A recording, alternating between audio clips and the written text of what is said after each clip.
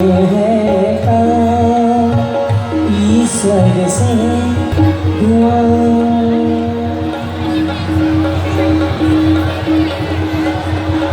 जय जय महाराज लंकेश की जय हो। महाराज लंकेश की महाराज लंकेश की।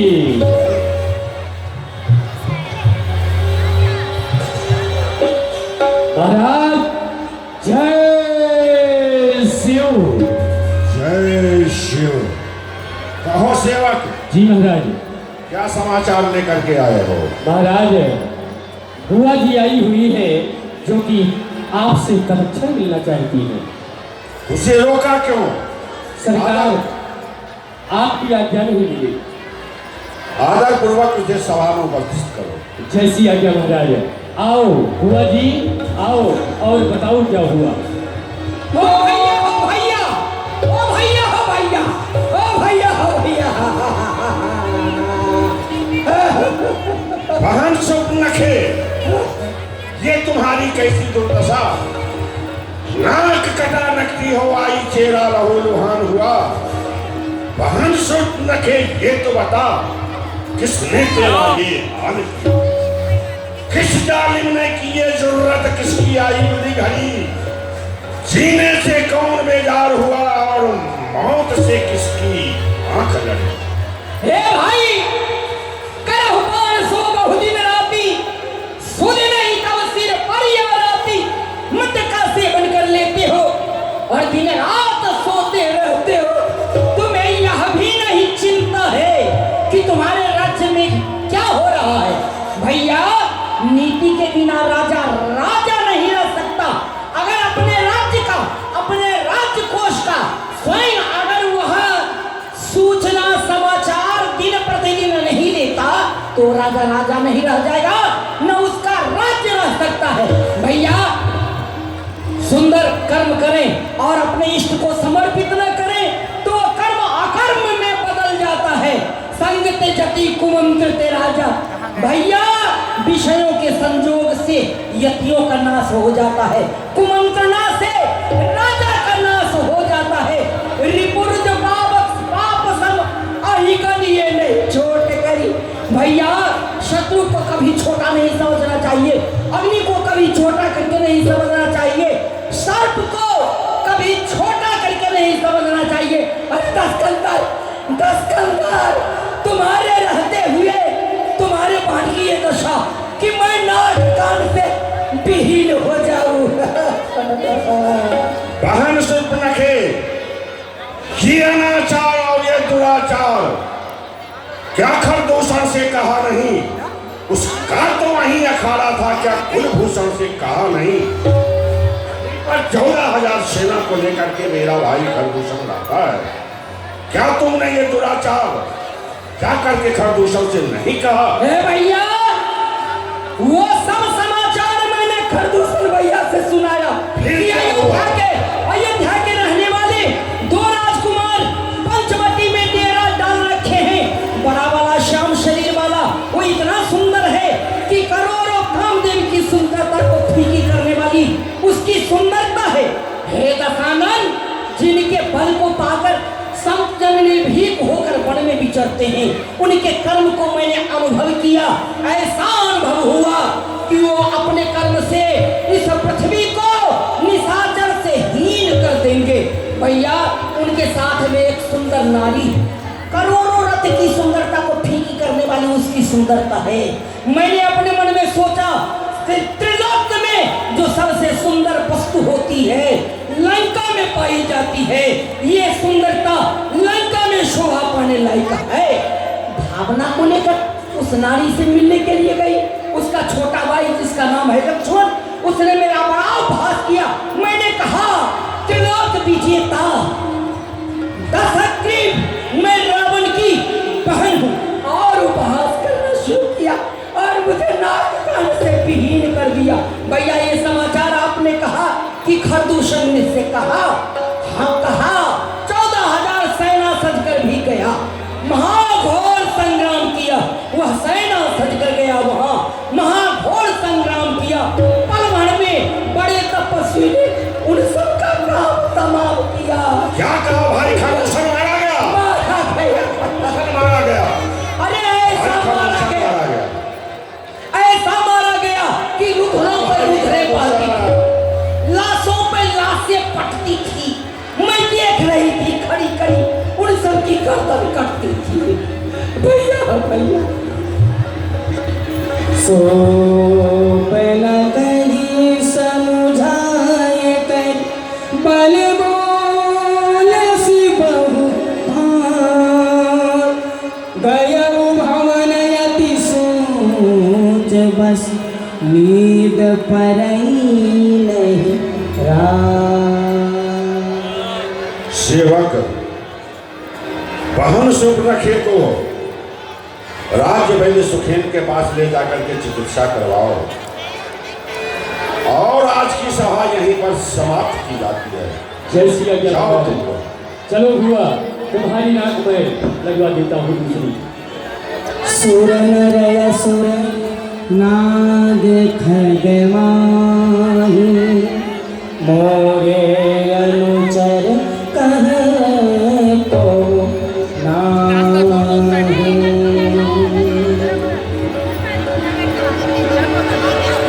अरे आप लोग पीछे हो जाना, थोड़ा जगह है कि नहीं ना वहाँ पे। देवता यक्ष नाग किन्नर गंधर्व किसी में ही इतनी शक्ति नहीं है जो इस दिग्विजयी रावण के एक छोटे से सेवक की भी बराबरी कर सके। कर दूसर मोहि सम बलवंता नहीं तुम्हारे बिनु भगवंता। फिर खरदूषण मेरे ही समान बलवान था, मेरे ही समान युद्ध क्षेत्र में धैर्य को धारण करने वाला था। उसको कोई मारने वाला साधारण नहीं हो सकता। सुररंजन भंजन महि भारा जाओ भगवंत लीढ़य अवतारा। मालूम हो गया देवताओं की रक्षा करने के लिए, इधर भेजो, इधर राक्षसों का वध करने के लिए भेजो, इन पर जगह है ना। वो आदमी नारायण इस पृथ्वी पर अवतार ले चुका है। तो मैं जान बैर हाथ करमो प्रभु सर प्राण तजे भाव करम। क्या यदि वो आदि नारायण इस पृथ्वी पर अवतार ले चुका है तो क्या मैं उसकी शरण में चला जाऊं? नहीं।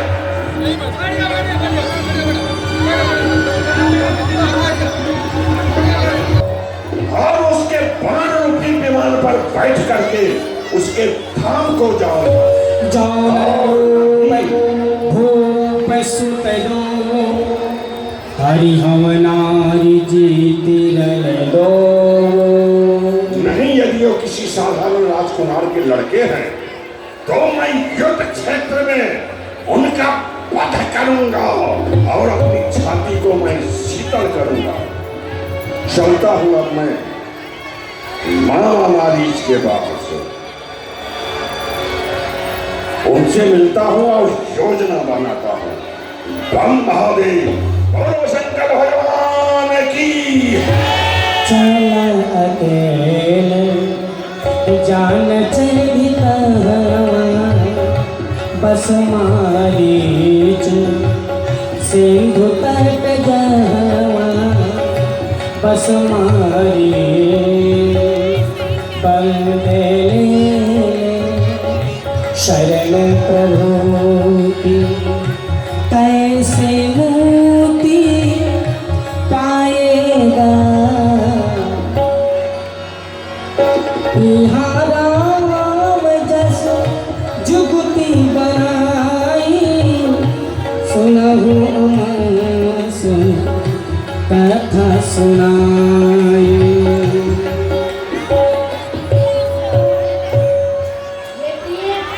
मैं कुछ मनुष्यों की लीला करना चाहता हूँ।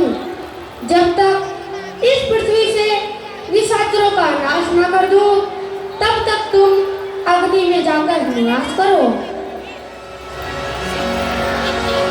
निज प्रतिबिंब राखी तन सीता कैसे शील रूप सुगुणीत लक्ष्मण होय मरम न जाना दसमुख गए जहाँ मारीचा नाये माथ स्वा रथ रथ नीचा बंदे शरण प्रभु की।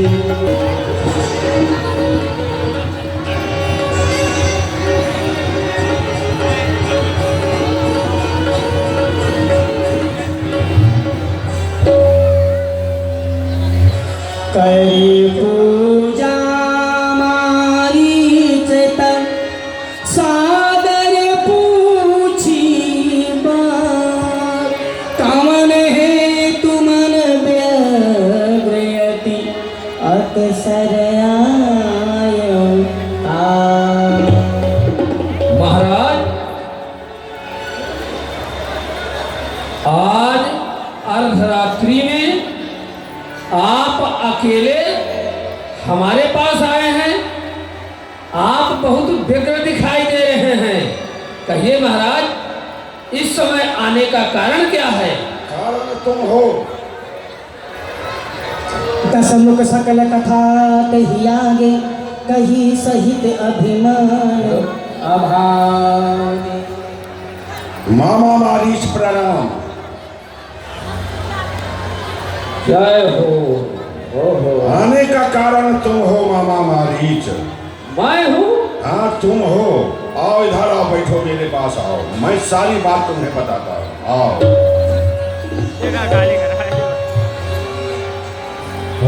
मामा मारीच, उत्तर दिशा की ओर एक अयोध्या नाम का नगर है।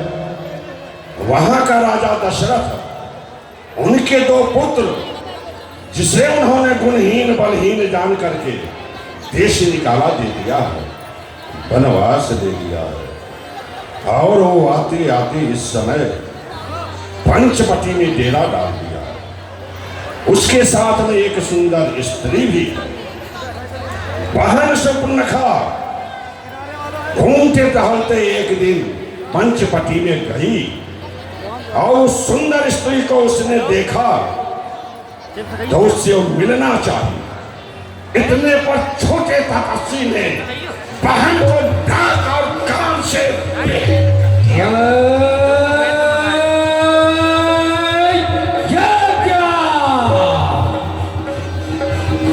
हमारे राज्य में रह करके उन तापसों के द्वारा इतनी उदंडता, फिर क्या हुआ महाराज?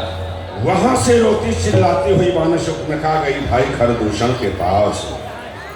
उसको उसने सारा वृत्तांत बताई। उस पर भाई खरदूषण ने तुरंत उसके ऊपर में चढ़ाई कर दिया। लेकिन परिणाम ये हुआ कि देखते ही देखते एक ही बार में तपस्वी ने 14,000 सेना के समेत भाई खरदूषण को मौत के घाट खरदूषण तीसरा ये सब मारे गए। भाई खरदूषण मारा गया। हो आश्चर्य। फिर वहां से रोती हुई बहन सुपर्णखा मेरे पास आई, सारी बात बताई।